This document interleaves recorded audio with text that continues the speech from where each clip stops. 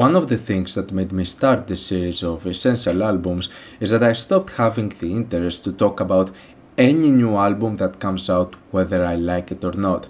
I wanted to make a bit more detailed videos about albums that I've been more familiar with over the years, and I also do recommend as projects that might serve as a good way to make you more invested to listening to stuff that are not necessarily landmarks of the genres that they are part of, but in my opinion deserve your attention. There are 3 reasons why the new album of consumer electronics, Surge, is my first exception so far. For one, I think enough time has passed in order to form my opinions and put my thoughts in place, and I also got the CD, which gives me all of the information that I need about the album itself, getting into this with the same amount of knowledge as everyone else who's gotten this on physical. The second reason is that despite of me providing at the start of those videos information about the albums or status in the scenes that they're part of, at the end of the day, it mostly boils down to my opinion, and whether I recommend something or not. The impact of an album over the years or its classic status doesn't really mean much to me, and it doesn't really affect my enjoyment of them.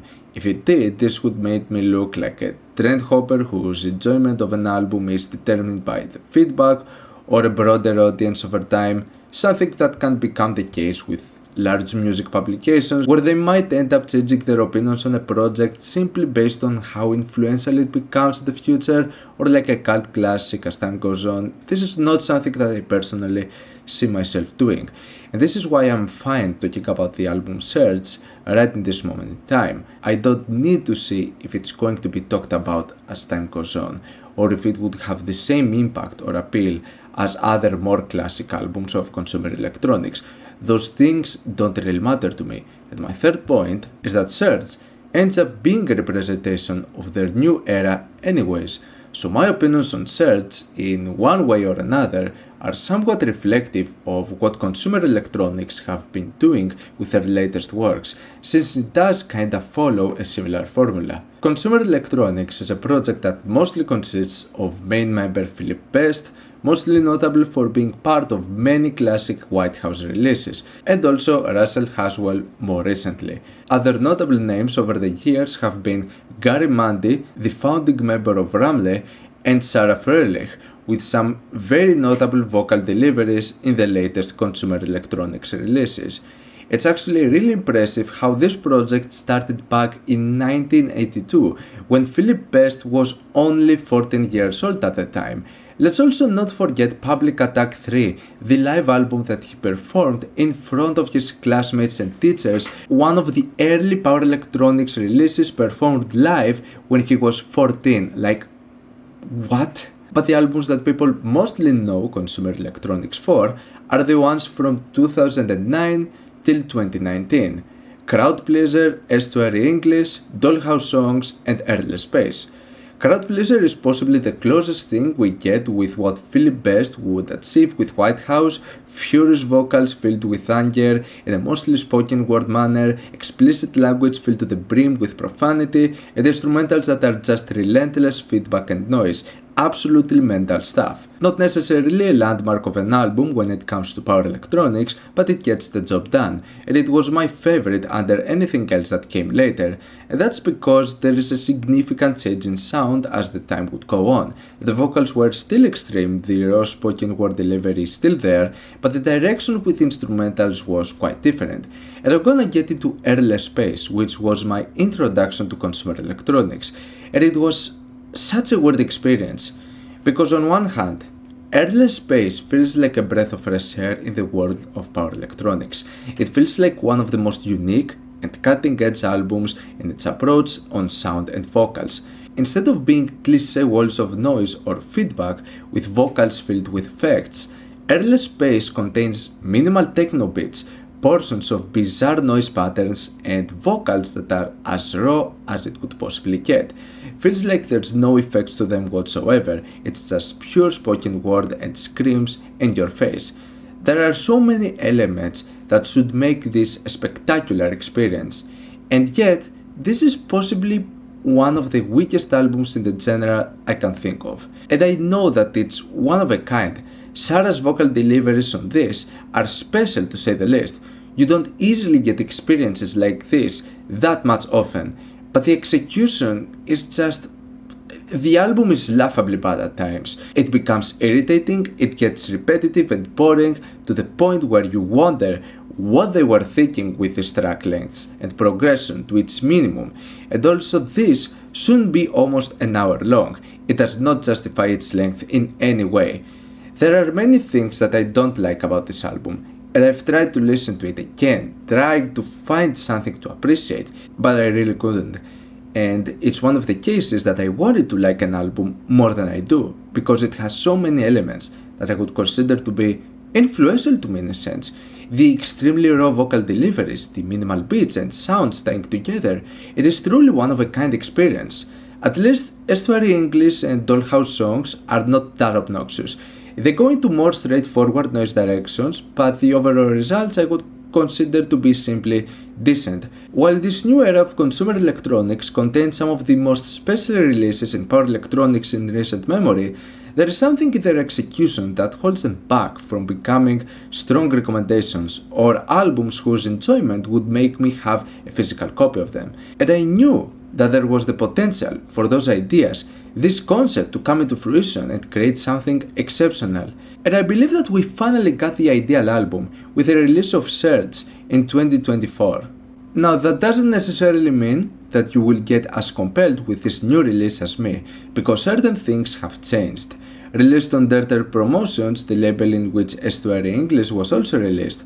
However, if you have enjoyed albums such as Estuary English, you're not really getting more of the same with Surge. There are quite a few changes over here that make this stand out from this new era of consumer electronics. For starters, Surge only has Philip Best on vocals and Russell Haswell on production, so Sarah Froehlich's distinct and one-of-a-kind vocal deliveries is not gonna be a part of this album, something that I would personally like to see being improved upon if it was gonna be the case with a new album, because it's a special asset, even if it didn't make for the greatest results. Secondly, one of the strongest aspects about consumer electronics is the vicious, relentless and vile screams. Well, this is not the case with Surge. Maybe because Philip is too old at this point to be able to scream his lungs out, and that's totally understandable, but if you're looking forward to an old man yelling at you for 40 minutes, yeah, you're not getting that here. It's mostly just spoken word and it's really toned down. Even in the contents of the songs, there's not that much profanity to them anymore. It's not gonna be Philip yelling cunt at you over and over. Instead, there seems to be a more mature approach to writing and the way the various themes are explained, at least from what I can gather, because the CD is very vague when it comes to providing any sort of information about the album. You only have the lyrics out of the second track hidden, 2 additional track credits, and that's pretty much it.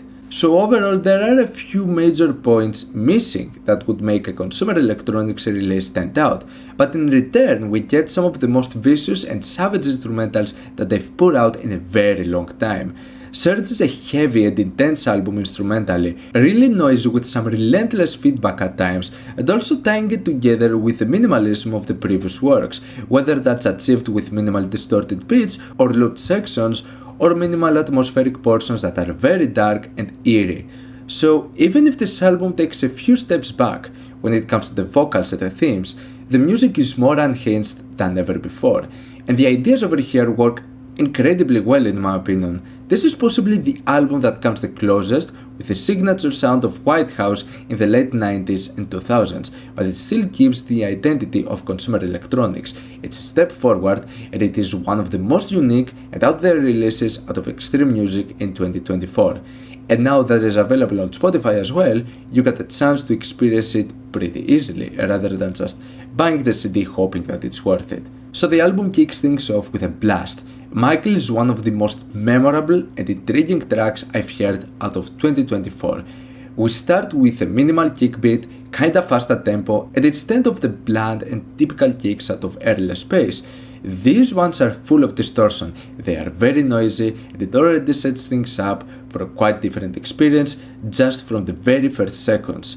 accompanied with another loop that feels like muffled drumming, adding a somewhat sinister atmospheric tone to the song. There are two separate lyrical themes to the song.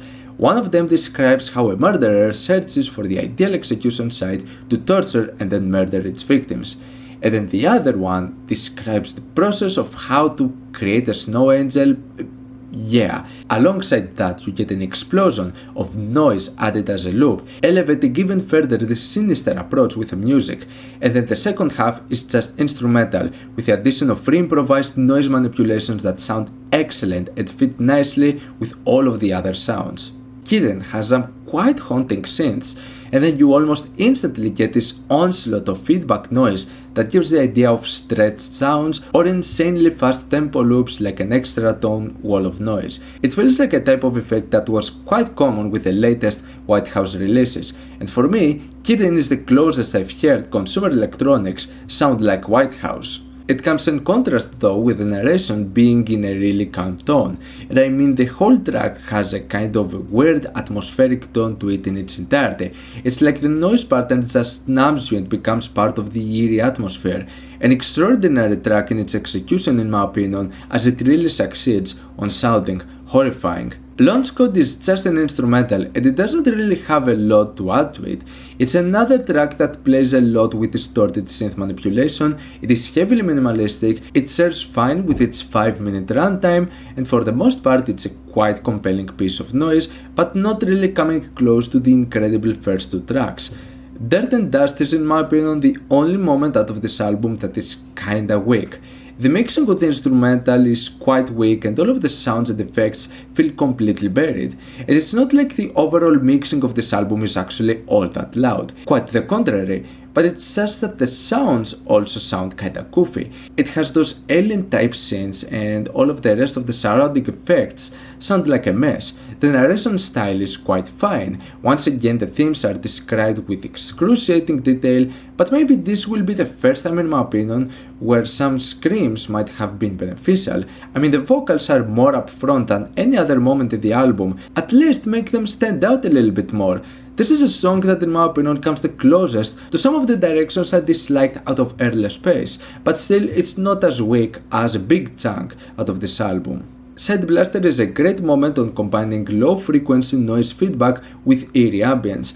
The vocals on this one in particular are so low in the mix, they are pretty much unintelligible. I can't really understand what he's saying, it mostly feels like a distant radio transmission, which is a vibe, I guess. Not necessarily one of the highlights of the album, but it does a really good job with its sound combinations. Contaminant returns to the more catchy approach of Michael with a minimal beat and some really nice feedback noise. Also, this is the first time where we actually see some intensity in Philip's vocals.